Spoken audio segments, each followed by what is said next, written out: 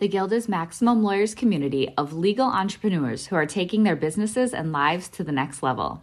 As a Guild member, you'll build relationships, be held accountable, and learn strategies specifically designed to get you unstuck and accelerate your plan for growth. Members are also granted exclusive access to masterminds hosted around the country. Our next event is coming up, and we're heading to Scottsdale, Arizona. There's something truly magical about the power of these in-person connections where real-time breakthroughs happen. Picture this. You're surrounded by like-minded law firm owners tackling your business and mindset challenges together. The energy is electric, the insights are transformative, and the results are game-changing. Investing in yourself is the best decision you'll ever make. The knowledge, strategies, and breakthroughs you'll gain are priceless assets that will supercharge your practice and propel you forward. Join the Guild and secure your ticket to Scottsdale at the best possible price by visiting maxlawevents.com. Run your law firm the right way. This is the Maximum Lawyer Podcast. Your hosts, Jim Hacking and Tyson Mutrux. Let's partner up and maximize your firm. Welcome to the show. Welcome to the Laptop Lifestyle Lawyer Podcast. So excited to have you guys here. So I have Jim Hacking and Tyson. Is it Mutrux? Mutrux. Fantastic. Heard lots of variations over the years. Oh, I'm sure. You know, I have, my first name is Kara. I get Kara. I get it all. So, and my Vaval, it gets Vaval. So I know. Awesome. So Jim, I'm going to start with you. Give me your background. Tell the audience where you're from, your trajectory, share your journey with us. Everyone finds their story hearing other people's stories. And so tell me how you came about even starting the Maximum Lawyer as well, and let the people know who you are. Got it. So my name is Jim. I'm an immigration lawyer in St. Louis. I've been practicing law now for 25 years. I'm old. I've been doing immigration. Seasoned. Yes. Thank you. I've been doing immigration since 2007. I opened up my own law firm then and sort of farted around trying to do all different kinds of things. My wife is an immigrant. She's originally from Egypt. We met in law school and she was working at the law school. And so we had our insurance paid and our mortgage paid. And then I decided that I really wanted to open up my own law firm. She said, I've never heard about this. How is this something that you never mentioned? But I had what Michael Gerber calls the entrepreneurial seizure. And I was like, I've got to open my own law firm. And I thought I would do law for immigrants, that I would do car accidents for immigrants, that I would do wills and estates for immigrants. And it became pretty clear quickly that the real need was in immigration. So I had hired a young lady who was originally from Bosnia, and she and I sort of taught ourselves immigration law. We grew from the two of us to then we had another attorney, and we kept growing. And then eventually my wife actually came and joined the firm back in 2016. And that's when things really took off because I am a 10 quick start and a 3 follow through. So I had all these great ideas, and she's a 1 quick start and a 9 follow through. So she really brought balance to the force, brought balance to the firm. And then we've really taken off since then. At the current time we're recording this, we're at about 55 team members. We have 9 attorneys' offices in St. Louis, San Diego, and Washington, D.C. And then Tyson and I taught a class at St. Louis University on how to run a law firm. And as I mentioned to him the other day, it was at a time when I was pretty much flat broke.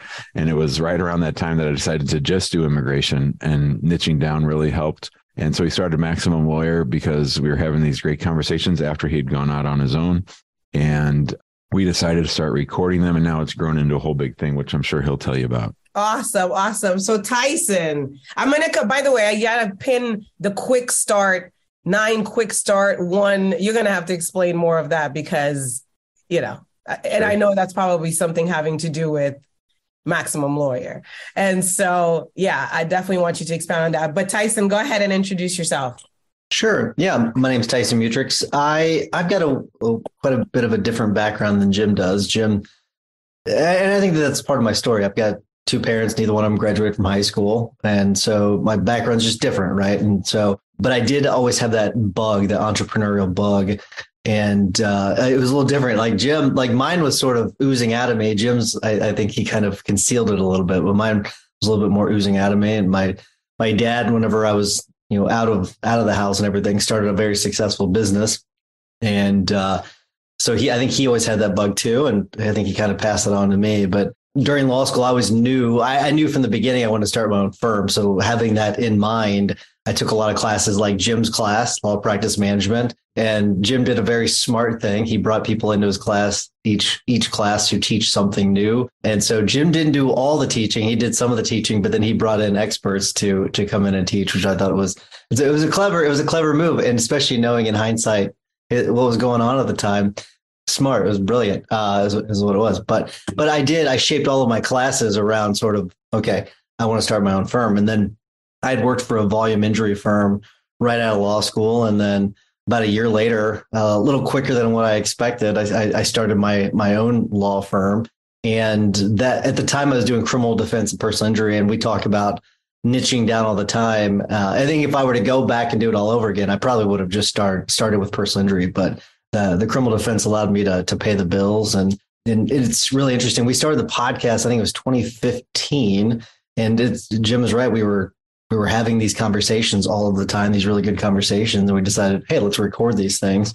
We had a lot of false starts a lot of episodes that were lost into the ether that were never recorded because we forgot to hit the record button. But we sort of had a few times. Yep. So, but we've not missed an episode. And since we started, every single week we put out a podcast, and that consistency has been pretty important to the growth of Maximum Lawyer, the guild, the conference, and everything else. But sort of back to my story, like right now I think we're at 28 team members when it comes to our injury firm. It's grown quite a bit. In between there, I had a partnership that did not work out. It lasted 18 months, but honestly, I think that allowing that reset, allowing you to push that reset button and rebuild everything was actually great for me and my firm. But I've grown more over the last 4 years than I grew in the previous 8 years combined. So it's been pretty good. Yeah. And it's like, you don't start from scratch, you start from experience. So of course you add that to the mix, then it's when you're doing the do-over or, the picking up from where you left off, there's so much already added value from the previous experience. So of course. So talk to me, I'm going to jump back to you, Jim, about this 9-star, 10-star, because Sure. What is he talking about? Talk to us about that. So for 3 years, I was in something called Strategic Coach, which is run by a fellow named Dan Sullivan up in Chicago and Toronto. And one of the things they have you do early on in the process is they ask you to take what's called the Kolbe index. It's KOLBE index. And it rates you on 4 things: fact finder, follow through, quick start, and implementer. So, and the funny thing is when you receive your Kolbe score, everybody, no matter how different they are, they always leads off with, "You're perfect just the way you are." And so, but once you get into the details, it sort of scales you on those things. And a 1 isn't bad, a 10 isn't good. It's just where you fall on the scale. So fact finders, we have a lot of lawyers and paralegals in our office who are very high fact finders, very high follow throughs, as you might imagine. A quick start is sort of how eager or interested you are in starting new things. And so I am a 10 quick start, which is actually sort of rare. My wife is a 1 quick start, which is also sort of rare. But at our office, we have everybody take it, and it's laminated and it's on the door to your office. So when someone's going in to talk to Amani, my wife, and when they want to talk to her about something, they know, they're reminded as they walk through the doorway that she's going to want a lot of facts. And when they come in to see me, they know that I'm going to have like 12 ideas. I'm going to think all of them are great, and that they're going to have to ask me for deadlines, ask me for how to prioritize, ask me those kinds of things. So the nice thing about the Kolbe index, and it costs like $50 to do. The nice thing about it is that it gives everybody a language to talk about how they are and you are without there being any kind of like blame. Oh, well, of course you would want me to write out more about that thing because you're a high fact finder. And the funny thing is that we realized with Amani, especially, she's such a high fact finder that she works really well with quick starts, because once she's done her finding of facts and made her decision, she just wants a quick start to go implement it, which is why she and I worked well together, and why her favorite team members that she's worked with over time have been quick starts. The worst time she ever had was she actually had a 10 fact finder working for her, and all they did was fight because Amani had already decided what she wanted, and the other person wanted to go do her own thinking through of everything. So it's a really nice little tool.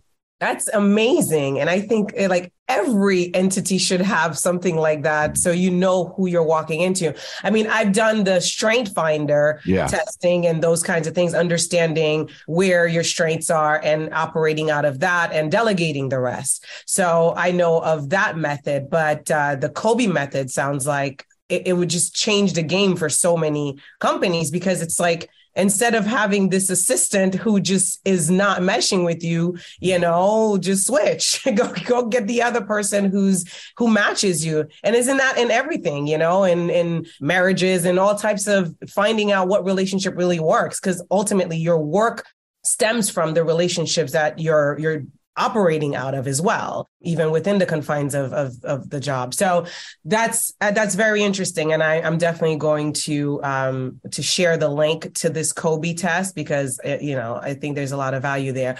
And so, Tyson, I'm going to swing back to you. So you said that you went in a year after graduating, you decided to start your firm. And did you start the partnership right then and there, or that was just you in the beginning? No, that was just me in the beginning. It was me, and I think I went about 6 months, and I think I hired my first part-time employee, and I made so many errors whenever it came to hiring at that point. But no, it was just me, and the partnership didn't come about until 2017. So it was 2017 is whenever that came about, and then it ended in August of 2018. So very quick.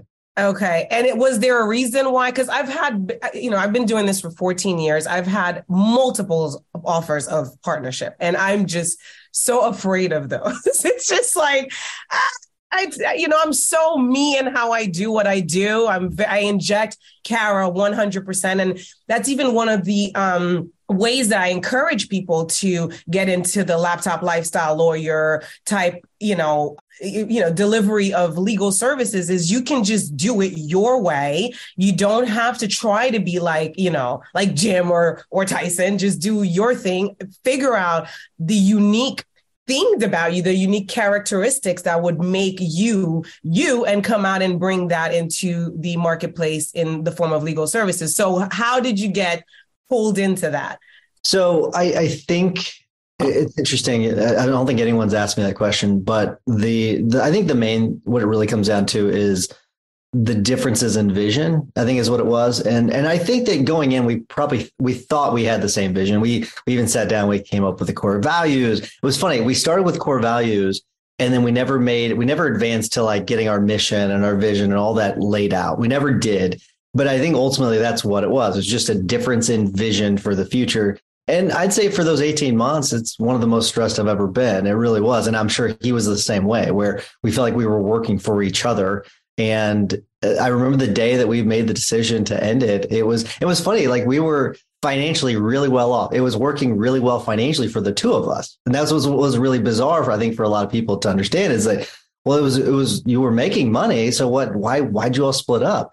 It's just a difference in vision. And the day that we split up, I remember coming home and telling my wife, Amy, about it. And we said that was date night. And so we went to date night. I hadn't told her on the way home. So I told her, and she was like, she was frozen. I was like, honestly, I feel great. You're like, I know, I'm frozen too. I told her, I was like, I feel great. Like I said, this is actually going to work out well for both of us. And so it was, and the paperwork was all signed, and we split in a week, right? It was quick. I mean, it was like a boom, done. We're moving on with our lives. And so both of us have the same, or at the time, I don't know if he still used them. Had the same coach, executive coach, Jason Selk. And he's really solution focused. And I think we were both solution focused. Hey, all right, moving on. Let's get on to the next chapter. And it was a net positive, I think, for both of us. That's wonderful. Okay. So So you got tempted because you thought the visions were the same. I have never been able to connect with someone that I feel has the same vision as I do. So maybe that's why. Now, let me ask you guys. So you decided to start your podcast with Maximum Lawyer, and it was through the conversations, et cetera. And how did the conferences come about? Because I kind of also want you to touch on the coaching aspect, Tyson, because that's what you guys provide is support and coaching and that kind of, an environment for people to be able to come in and use your experience and wherewithal and coaching to grow, right? And how important that is, right? To have someone who can be outside of your entity and give you feedback and give you shortcuts and nuggets and things of that nature. And so talk to me about that. The podcast, of course, being where it started, but how you guys develop the programs and the conferences, et cetera, that you have and what that does for attorneys. Well, so I think you have to go through the full story, right? And if you think about the way you run your firms, you usually are offering something that your clients want, right? That's what you're shaping your services around sort of what the clients want. And I'm really curious to see what Jim says after what I say, but that's kind of the way the podcast developed. So we went from the podcast and then we started a Facebook group because we wanted a place to meet with all the listeners, right? Because we knew people were listening, but we wanted a place to meet them. That was Facebook. We had a Facebook group. And then after that, we're like, hey, let's meet these people in person, right? And because people were talking about, hey, we should do a meetup somewhere. So we said, hey, let's have a conference. So then we had a conference. So we started the conference. And then as it sort of snowballed, it got bigger and bigger and bigger. We said, hey, let's have this higher level conversation where we talk about the business side of things. And I'd say that our view on coaching is a little bit different than what a lot of people think of a coach as, hey, you go and you get one person, that person is this guru that tells you everything. We don't really believe that. At least I don't personally believe that. I don't think that there's really a guru that can lead you to the promised land. And that's why the Guild is so great. Jim came up with the name Guild. He came up with the name Maximum Lawyer too. He's good at generating names. He's great at it. But the Guild, what's great about the Guild is you have all these. I'm guessing is the 10 start, with the. Exactly right. That's where that comes from. Exactly. But the Guild we have a lot of talented people that are willing to share. There are a lot of givers, right? A lot of givers that are willing to give more than they receive. And so it's that rising tides raise all boats kind of a mindset. And it's great. And so to answer your question, it's sort of developed based upon people's needs. Like, what do people want? And as things have advanced, and there's something that Jim and I are doing in December, where we're just going to meet with a limited number of Guild members, and we're going to dig in for 3 days. And that has come about based upon the needs of our Guild members. And so each time we've had a new iteration, it's based upon the needs of our listeners, of our members. And that's where these ideas come about. If people say, hey, we don't want the Guild anymore, we'll get rid of the Guild. That's what it'll be. But I don't think that'll happen. Right. Yeah. So Jim, do you want to throw in some on that? Yeah. So I think Tyson and I tapped into something, and thank God for the internet, because it wouldn't have happened otherwise. And that is that I think owning a law firm can be lonely. And I say it all the time, other than raising kids, it's the hardest thing I've ever done. So, and when you own the law firm, it's different than being an employee of the law firm. And so even though you might work with 20 people, there are certain conversations that you can't have with them. And what we did is we tapped into a space that was growth mindset and positive and supportive, as Tyson said, and that really allowed for connection around mutual goals. Like, we had great fun kicking out assholes, people that were not a good fit, that were negative and sour. And it's amazing. You can actually see people holding themselves back, right? And so all of what we're trying to do is to unlock that greatness that people have inside themselves. And we do that in big ways and small ways. Our first conference, our second conference, all of our conferences have had lots of members of the big group or the Guild up on stage. We gave them a platform. We gave them a way to connect, and we built this community. And when I was hearing Tyson explain it, it just struck me how organic it's been to bring together people who like being a lawyer or who like running a law firm. And yeah, there's hurdles. Yeah, there's things to overcome. But at the end of the day, they're still generally happy, positive people. And it's so big that, you mention mindset, because that's the game changer, isn't it? For pretty much how any of this stuff pans out for you, right? Because if the mindset is focused on problems and being buried in problems and being buried with your clients' cases instead of serving and instead of solution, it's just a quick little shift. It's not a big, major overhaul. It's just looking at it from, I get to do this versus I have to do this. It's just language, right?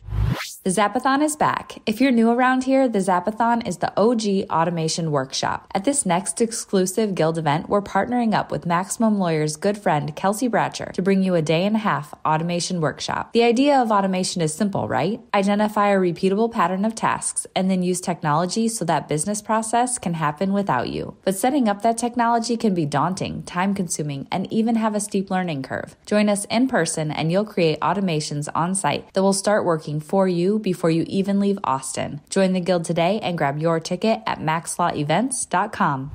Talk about what impact you've seen this Maximum Lawyer have on the Guild members, and, what is the change that it's causing, or how is it propelling? Because, Tyson, you were talking about how Jim had the law practice management course and all of that he was teaching. Well, most law schools don't offer that. Most law schools do not offer any kind of how to start your own shop type of thing. It's go to, get the research thing done, get a job at a law firm and hope to make partner, or, there's no real tools. I went to law school for the 3 years and I looked for the class and I never got it. I never found a way. And that's why I created Leap Into Your Lifestyle. It was a way for me to help attorneys just do what I did, because I set up shop straight, out of law school. I was only working 9 months with this attorney, and I started my firm and I did it virtual straight out because I didn't have the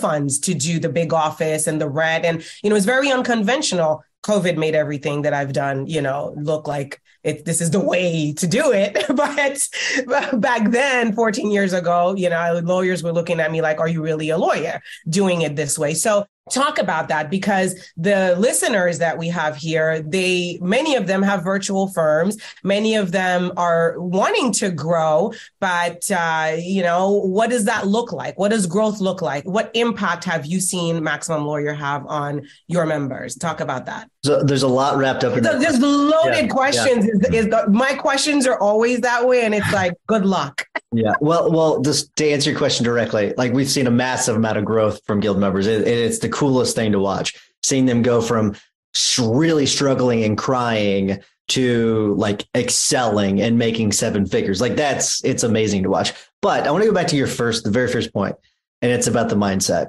Yes, it is simple. It is very simple, right? It is actually kind of like flipping on a switch, but there's the whole idea of like mood follows action, right? You've got to take the action. But some of the mindset problems are deeply ingrained in people. They're deeply, deeply ingrained. You're talking about reversing several decades of a mindset. And so we can say it's simple, like flipping on a switch, but it's like a switch that you're like, trying to push that switch up. Takes a while. It's rusty. Yeah. It's like if you didn't work out for 30 years, then all of a sudden you start to work out, you've got to go slowly with it. And so, and the same thing with mindset. Mindset is the exact same way. You got to be very, very, very, very deliberate about what you're doing. And once you get there, the mood follows action, and you start to get some momentum and things start to pick up. And we see that with Guild members. It's really funny. So you'll have people listen to the podcast and they'll talk to us, or they'll join the Guild and they're like, this is so different than anything else I've ever been in, because there's a lot of groups out there, right? You name them. You can throw a rock and hit a dozen different groups that tell people how to run a law firm, but they've never done it before, right? But what's great about the Guild is it's people that are in the trenches, right? That are doing it, but they also have a very positive mindset. And they say, hey, like, and not every day's great. Like not every day's great. So you have people that will come to the Guild and they'll post, oh my gosh, I've had a really bad day. And then people jump in, be very supportive, but hey, now let's take the steps to correct whatever the issue is. And here's how you fix it, right? And it could be as simple as, hey, Google shut down my Google My Business page. boom, contact this person. They'll get you set up right away. You'll be done in 12 hours, yada, yada, whatever it may be. But that is the environment that's inside the guild. And what I hear, I'm just going to interject, is that the assholes that Jim kicked out didn't have that vulnerable space that they would access, because the holdback or it's not really embracing the fact that we all have shitty days, and it's part of the process. And let's talk about it, and let's not act like we always have it all together, because we don't, right? And so there is no holding back in that space. Totally true. So true. And honestly, that curating starts early. Like, that was very early on. Jim was right about that. Like, we were very deliberate about who was allowed in and who was not allowed in. And if you were a jerk, guess what? You're gone. And like, you didn't get a second chance, right? You don't get a second. You're gone. Like, once you show us who you are, you're gone. We believe you. Yeah, exactly. We believe you, and bye-bye. So that's the approach we've taken. But yeah, and because of that, it's funny. I will say this. So Jim, early on, I don't know if Jim remembers this. Jim flipped the switch on Maximum Lawyer, and it was a closed group initially, and then he opened it up, and people went nuts. And then so we, like, within an hour, we're like, shut it back down. We're like, okay, we won't do it again. Sorry. But people were very protective of the community, and they still are. Having that community, having that closed space to be able to be open about things, super, super important. That's awesome. Go ahead, Jim. You add on. I think another thing that sort of makes our group different is that Tyson and I lead by example by not being afraid to be vulnerable. Like, we talk about the really hard stuff. Like, some of our best episodes are where I'm just sort of ranting about something that either is making me mad or that I'm struggling with. And I think it's really bled into the group because, like, about 2 months ago, a month and a half ago, one of our guild members who we hadn't seen in a while sent me a long email talking about all these struggles that they were having. And I anonymized it and read it to the guild. Tyson and I do a call every Saturday morning at 8 a.m, and we just riff on stuff. And I read that letter anonymously, and the guild members like rose up in unison and just were like, that was me. People shot videos. That was me. I've been there. That exact thing happened to me. Don't feel isolated. Keep coming back. My son calls this AA for lawyers. And I think that in a lot of ways, I've been in 12-step program for a long time. So in a lot of ways, I think there's some truth to that. I love it. AA for lawyers. Don't we need a place where we can just come in and say, my name is, and I am, right? I am a lawyer. And so, with regards to like the conferences, is it just seminar style? Is it coaching style? Is it, these are the things you need to go do, and then, you could see results from there. Talk more a little, about that and the guild and all of these programs. What do they entail? So the easy thing is the Facebook group. So there's a Facebook group. There's like 6,000 law firm owners in there. And that's just people, they're trading information all day long. And we created the guild because we weren't being able to hear or have, more in-depth discussion. So we created the guild. And so that's a different Facebook group, and that's a paid group. And then we do a quarterly mastermind. So once a quarter, we pick a cool city that Tyson and I want to go visit. And we say, we're going to have Tyson loves Scottsdale, Arizona. So every January we're in Scottsdale. We're going to be in Scottsdale, and bring us, whoever wants to come, 30, 40 people want to come. You're in a hot seat in a room with other people all day. And then we do that for 2 days. And then now we have some training that goes along with it. And then, like Tyson said, in December, we're going to try something even more different with just like 3 or 4 law firm owners, and we just work on their stuff for 3 full days. And then the conference, we actually didn't do a conference. Well, we did do a conference we're not doing a conference this year, but we may be bringing it back next year. But the conference is, seminar style. People, we had guest speakers, we had paid speakers, we had all kinds of stuff. So it was great. Wonderful. And you have one coming up, you said, in Miami. Yeah, that'll be in October. So you have to give me that information so I can share it as well. For the awesome. Yeah, we're in Austin. We're doing an automation workshop in Austin in April. And then we're in Boulder, Colorado in the summer, in July. And then in October, we'll be in Miami. Awesome. So I will share all of that for our listeners and whoever's interested, and so that they can follow you guys as well. You're on Facebook. You're on Instagram as well. The Maximum Lawyer. Yep. We are. Okay. Yeah. So it's funny you ask, because Jim had to think about it, I think, because we don't touch any of that stuff. That's all done for us. So it's all just kind of pushed out to the world. Jim is like, do we have that? I've seen myself on our Instagram feed, so then I knew that we had one. Okay, awesome. So my question for you, and really it's, so whoever is listening and where they are in their trajectory, if you could speak to your beginner self, right? Starting your firm, and we'll take turns. So start digging into your thoughts on that. And you have your firm set up, you're starting to get your clients and growing the best you know how to. If you had to share 3 growth tips to go from starter beginner to next level, whatever next level looked like for you when you were doing it, share that. Go fast. Go fast. Hire for your weaknesses, hire the people that help fill you out, and then create video and repurpose it. Those are my 3. Love it. So it's funny. I was wondering if you and I were going to have the exact same ones. It's really interesting too. I want to point this out. Jim and I were talking about this before. Like, I am very forward thinking. Jim is very backward thinking in a positive way. He can go back and reflect.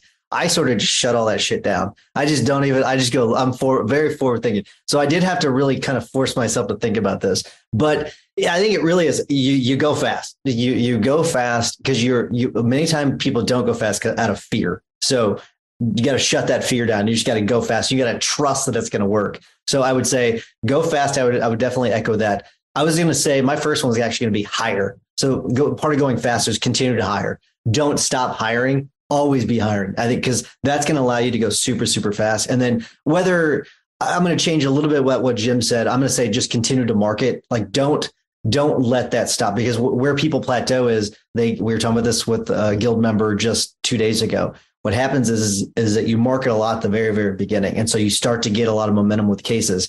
Then you start to work on all those cases and then you get stuck, right? You just get stuck and then you stop marketing. And then you have what we call the dip.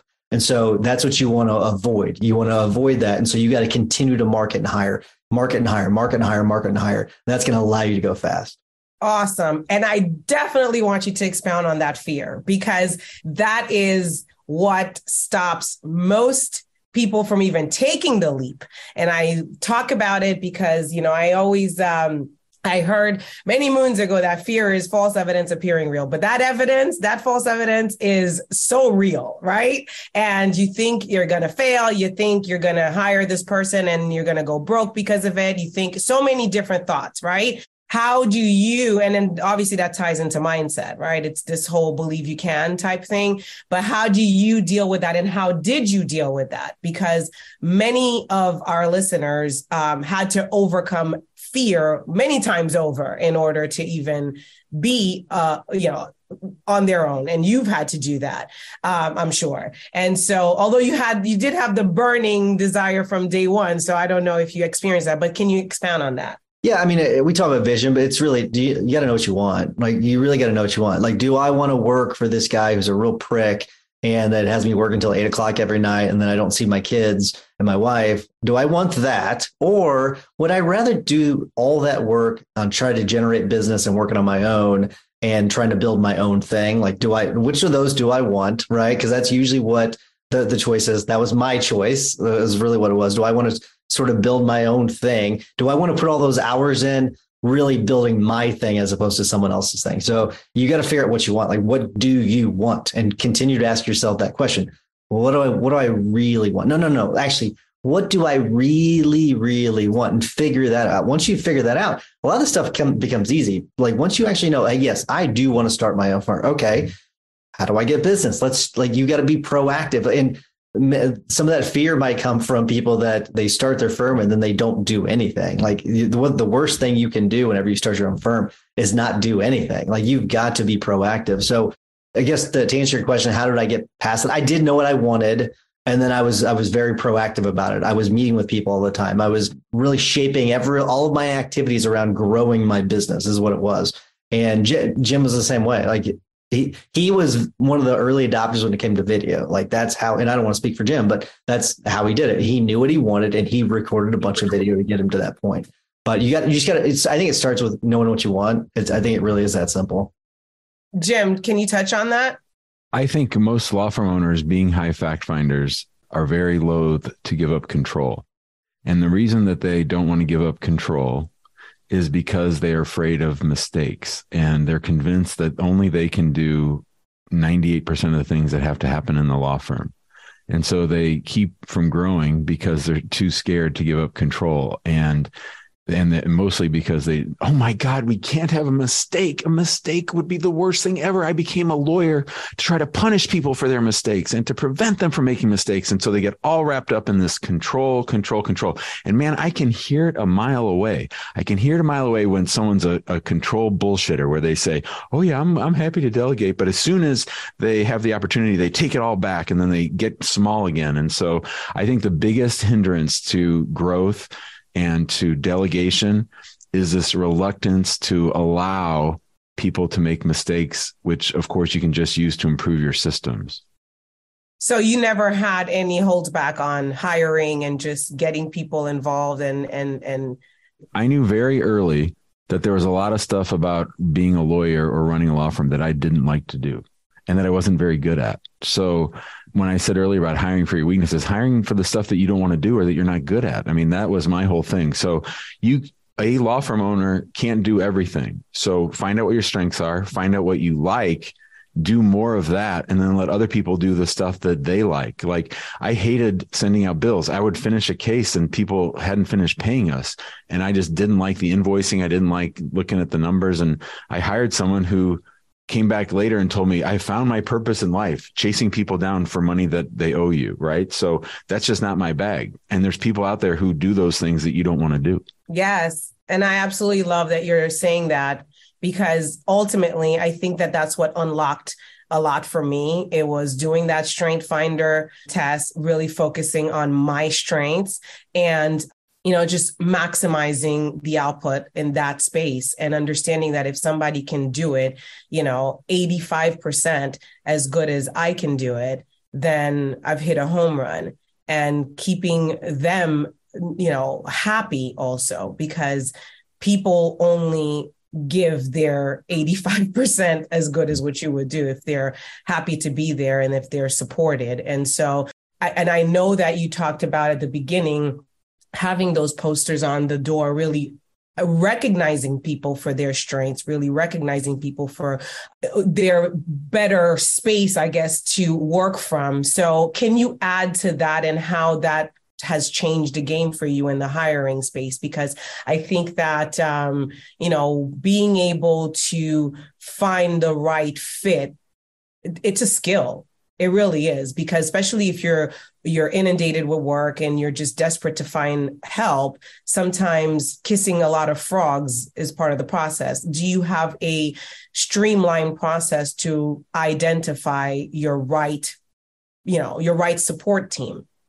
Every year, the 30 teams in the NFL spend millions of dollars researching collegiate athletes. They do all kinds of testing, and they have the combine, and my New York Jets thought that they had found their answer in Zach Wilson, and he's been a complete and utter bust. So I believe in the value of testing. I believe in the value of inquiring and doing your due diligence. But I honestly believe that at the end of the day, you get lucky. You don't know. You can't really test for hustle. You can look for it in an experience. But I think, again, I see people hire one person, it doesn't work out, and they say, oh, that's never going to work, and they don't try again. You just have to keep trying. And like Tyson said, one of the great benefits of hiring all the time is that you can find people. I honestly think that if you're thinking about hiring a person, you hire two, because probably only one of them is going to work out. Tyson, you're shaking your head. Yes. Yeah. I mean, especially the last thing that Jim said, you want to hire slow, fire fast. That is there for a reason, because you are going to get it wrong. Like we have of all the lawyers that I know, I may have the most intense hiring process, right? But there are times that we have gotten it wrong, right? We put through people through a ton of assessments and a ton of tests and through the interview after interview. And most of the time we do get it right. But we do get it wrong from time to time. And just because we get it wrong doesn't mean that our whole process is jacked up and or that there's something wrong with us. It's just that people lie. That's part of the process too. Like, people lie to you, right? They will lie to your face. And that's why you got to have such an intense hiring process. But the point is that you're going to make mistakes with this. That doesn't mean you should stop hiring. The answer is hiring. You just have got to continue to do it. Awesome. Guys, this was great. I definitely would love to have another conversation similar to this. Any words of wisdom you want to leave for our listeners? Because, this has been, you've given us quite a bit of golden nuggets, but I'm going to just take turns. Any one golden nugget to leave, and then we're going to wrap up. Sure. Yeah, mine would be to give yourself a break. Don't be hard on yourself. Don't be worried about the mistakes or the things that you wish you'd done differently. You can't look backwards. And too many people go into the future looking behind them. And like Tyson said, you got to be forward focused and as he said, trying to solve problems. It's funny you say that. My first thought was, it's going to be okay. It's going to be okay. Whatever your situation is, it's going to be okay. And since Jim was basically the same thing, I'll say this. Figure out what you want. Like, sit down and spend as much time as is necessary. So whether that's hours or days or weeks or years, figuring out what you want. Actually take the quiet time to figure that out. Figure that out. That way in 20 years, you don't have a bunch of regrets. That way you in 20 years, you're not thinking, oh my gosh, I should have been a criminal defense attorney, not a personal injury attorney, right? Actually sit down and do the vision work. And once you've done that, a lot of the other stuff will just fall into place and you won't worry about all the nonsense. I love it. This was awesome. Tyson Mutrux and Jim Hacking with the Maximum Lawyer. Thank you so much for gracing us with your time, with your knowledge, with all of your golden nuggets. We will have the link to your event that's coming up in October out here in Miami. And just give us all your other stuff also, and encouraging everyone to go follow the Maximum Lawyer on all social media platforms and get involved with what they're doing, because that's what it's all about. My whole MO is really spreading the word on where the resources are, where the communities are, where we can really support one another in chasing our individual dreams, because, we went there to law school, invested the time, paid the money, did all of that. And we want to succeed at what we're doing. And we want to serve our clients well. And we want to feed our families well. And we want to have the lifestyle. And we want to, do what we went to school to do and successfully carry that out. But like you said in the beginning, Jim, it's very lonely when you don't have community and just hustling and doing this alone and trying to figure it out. So I'm big on getting the support, getting the community connection, getting the coaching, getting whatever it is that you need, reading the books, doing the work, and then, really adding value onto yourself so that you can be of better service to the people that you deliver your services to. And so again, gentlemen, thank you for your time. This was awesome. Until next time. Thanks, Kara. Thanks for having us. Appreciate it. Thank you. Bye. See you, everybody. Thanks for listening to the Maximum Lawyer Podcast. To stay in contact with your host and to access more content, go to MaximumLawyer.com. Have a great week and catch you next time.